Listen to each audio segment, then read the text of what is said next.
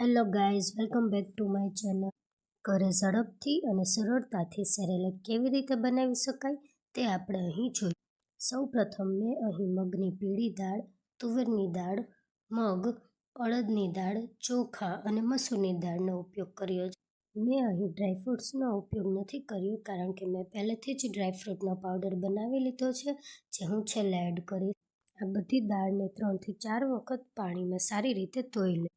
ત્યારબાદ તેને એક કોટનના કપડામાં સારી રીતે પાથરીને પંખા નીચે કે તડકામાં 3 થી 4 કલાક સુકાવા દો. ડ્રાય રોસ્ટ કરતાં પહેલાં તે ચેક કરી લેવું કે તે સારી રીતે સુકાયેલ છે કે નહીં. જો તે વ્યવસ્થિત રીતે સુકાઈ ગયેલ હોય તો ત્યારબાદ તેને આપણે ડ્રાય રોસ્ટ કરી લઈએ. જ્યાં સુધી લાઇટ બ્રાઉન કલર ન થાય ત્યાં સુધી તેને શેકાવા દઈએ. બરાબર રીતે શેકાઈ જાય પછી તેને એક પ્લેટમાં ઠંડુ થવા દઈએ.